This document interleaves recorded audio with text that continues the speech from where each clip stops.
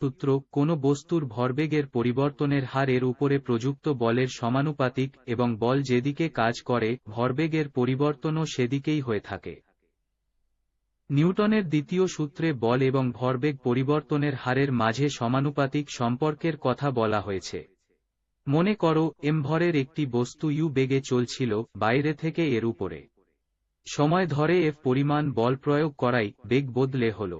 অর্থাৎ বল প্রয়োগের শুরুতে ভরবেগ ছিল মু এবং বল প্রয়োগের শেষে ভরবেগ হল মাপ। সেক্ষেত্রে ভরবেগের পরিবর্তন হবে এদের পার্থক্য, অর্থাৎ ভরবেগের পরিবর্তন সমান মাপ মু। তাহলে ভরবেগ পরিবর্তনের হার সমান মাপ মু টি। যেহেতু ভরের কোনো পরিবর্তন হয়নি তাই ভরবেগ পরিবর্তনের হার সমান এম ভি ইউ টি। কিন্তু আমরা জানি ত্বরণ এ সমান ভি ইউ টি, কাজেই ভরবেগ পরিবর্তনের হার সমান মা। নিউটনের সূত্র অনুযায়ী ভরবেগ পরিবর্তনের হার প্রযুক্ত বলের সমানুপাতিক, অর্থাৎ মাস ফা অথবা ফাসমা। আমরা এটিকে সমানুপাতিক সম্পর্ক হিসেবে না লিখে যদি একটি সমীকরণ আকারে লিখতে চাই তাহলে একটি সমানুপাতিক ধ্রুবকের দরকার হবে। অর্থাৎ আমরা লিখব এভাবে এফ সমান মা, যেখানে কে হচ্ছে সমানুপাতিক ধ্রুবক। যেহেতু নিউটনের দ্বিতীয় সূত্রে সমানুপাতিক ধ্রুবকের মান কত সেটি নিয়ে কিছু বলা নেই, তাই সেটি পরীক্ষা নিরীক্ষা করে বের করে নিতে হবে। অর্থাৎ একটি নির্দিষ্ট ভরের এম বস্তুর উপর নির্দিষ্ট পরিমাণ বল এফ প্রয়োগ করে দেখতে হবে কতটুকু ত্বরণ এ হয়েছে, তাহলে সমানুপাতিক ধ্রুবকের কে মান বের হয়ে যাবে।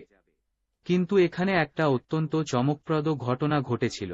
নির্দিষ্ট পরিমাণ বল বলতে কি বোঝানো হবে সেটি কোথাও বলা নেই, কারণ বল ব্যাপারটিকে তখন পর্যন্ত পরিমাপ করার পদ্ধতি ঠিক করা হয়নি।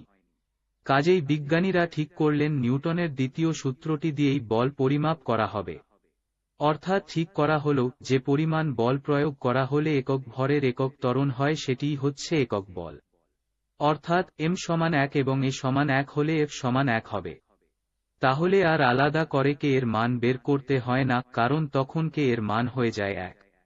এইভাবে নিউটনের দ্বিতীয় সূত্রটি খুব চমৎকার সহজ একটি রূপ নিয়ে নেয়। শিক্ষাবর্ষ 2024।